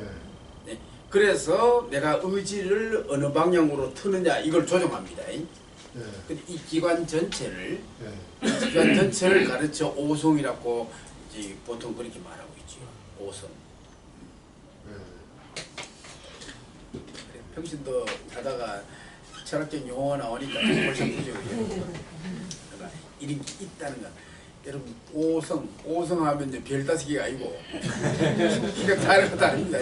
그러나 오성이란 단어만 알아도 여러분 잘한 겁니다. 내가 뭐 시험 안 칩니다. 시험을 잘 자, 그 다음 봅시다. 그 다음 관련 별도로 영혼의 두 기능을 한다. 영혼의 두 기능 줄 건 없어요. 그는 인간의 영혼은 오성과 의지라는 두 기능을 본다. 오성, 의지, 그 나이키 하세요. 그리고 그는 오성이 하는 일은 인정할 만한 것과 인정하지 못한 것을 구별하는 데, 이게 구별한다는 게 있어요. 구별을 주고 오세요. 보고 의지가 하는 일은 오성이 선하다고 거기 의지에 줄 거 놓으세요. 의지에 줄 거 놓고 오성이 선하다고 인정한 것을 택하고 따른다는 것을 본다. 오성은 영혼의 지도자요 지배자이며 의지는 오성의 명령을 받으면 나름대로 욕망을 했고 오성의 판단을 기다린다. 그럼 이런 것은 칼빈 여기서 이성과 오성을 판단의 주체로 표현한다는 이게 틀렸습니다. 이성과 이성 그 자체는 의지 자체는요 판단의 주체가 아닙니다. 그저 이성이 판단하면 그대로 따라하는 게 의지예요. 그 이걸 자꾸 의지가 마치 판단의 주체인처럼 말하는 거는 아 이거는 좀 실수했다 이렇게 보는 겁니다.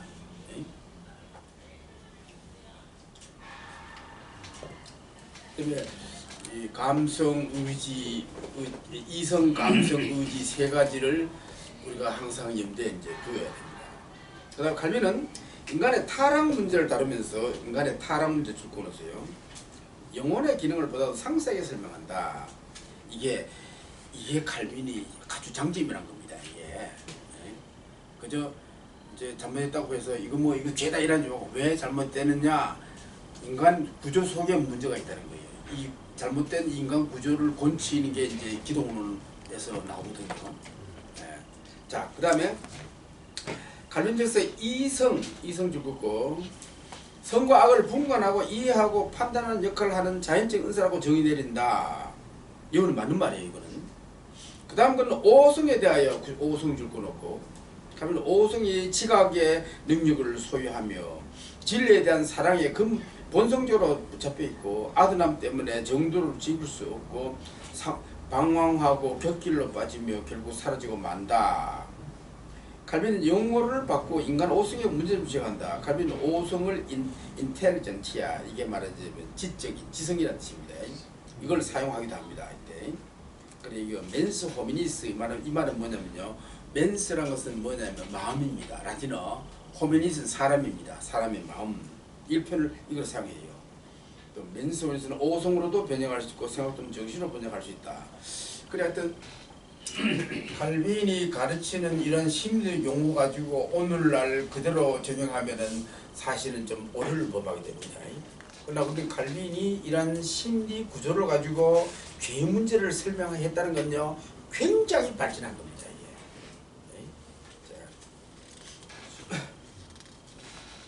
자, 그다음에